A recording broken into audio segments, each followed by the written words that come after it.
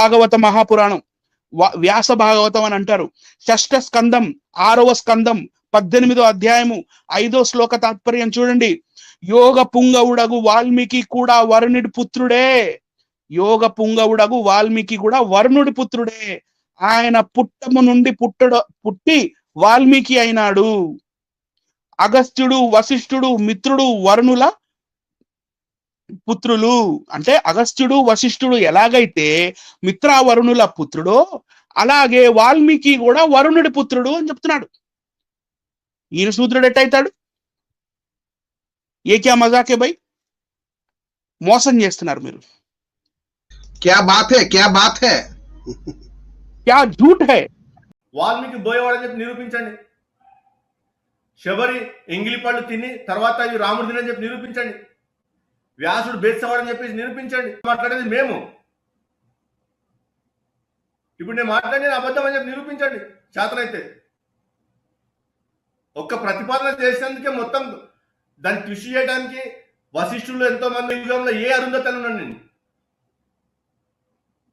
ఆధారంతో చెప్పండి, ప్రమాణాలు చూపించి మాట్లాడండి. మీ సొల్లు మాటలు కాకుండా మీ వేదాలకు అనుగుణంగా మొత్తం స్టోరీ చెప్పురి, అప్పుడు వింటాం మేము.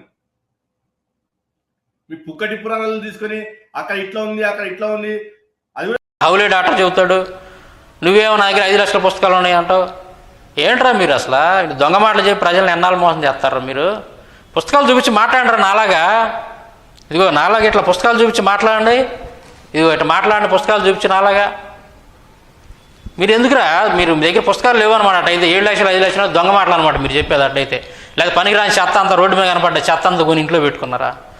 అలెగ్జాండర్ గురించి డేట్ ఆఫ్ బర్త్ ఉందన్నప్పుడు అలెగ్జాండర్ గురించి మీరు నాకు ఒకటో వేరే కిళీగా జాగ్రత్తగాను గూగుల్లో తెచ్చి ముక్కలు కట్ చేసి అట్లా చూపించడం కాదు, హౌలే డాక్టర్ లాగా. దానికి ఒప్పుకో మేము. నీ దగ్గర పుస్తకం ఏదైనా ఉంటే ఏ చరిత్రకారుడు రాశాడు ఆ పుస్తకాన్ని, దాంట్లో ఏది ఎక్కడ మెన్షన్ చేశాడు ఏంటనేది నాకు చూపించి మాట్లాడండి మీరు. ప్రజలందరూ తెలుసుకుంటారు. అంతేకాని దొంగ మాటలు మాత్రం చెప్పొద్దు. చరిత్రకారులు డేట్ ఆఫ్ బర్త్ మెన్షన్ చేశారు అన్నప్పుడు ఎక్కడ ఏది మెన్షన్ చేశారు చెప్పండి. సంవత్సరం అంటావా? సంవత్సరం మేము చెబుతాం 2000 సంవత్సరాల క్రితం, 2018 సంవత్సరాల క్రితం.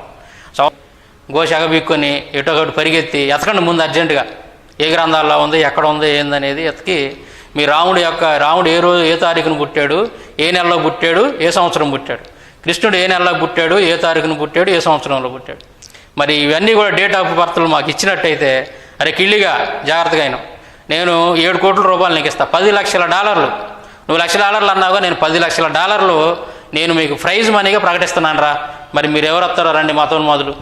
మరి కరుణాకర్ గారికి కూడా బంపర్ ఆఫర్, కరుణాకర్ గారు బేవర్స్ గారు ఎవడైతే ఉన్నాడో వాడికి కూడా బంపర్ ఆఫర్ ఇస్తున్నాను నేను.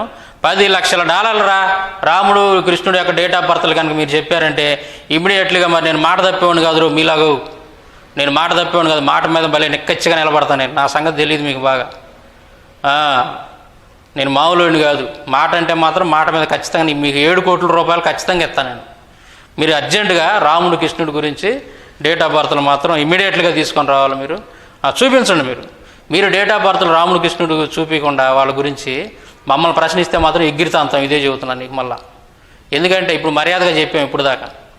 మీరు చూపించకుండా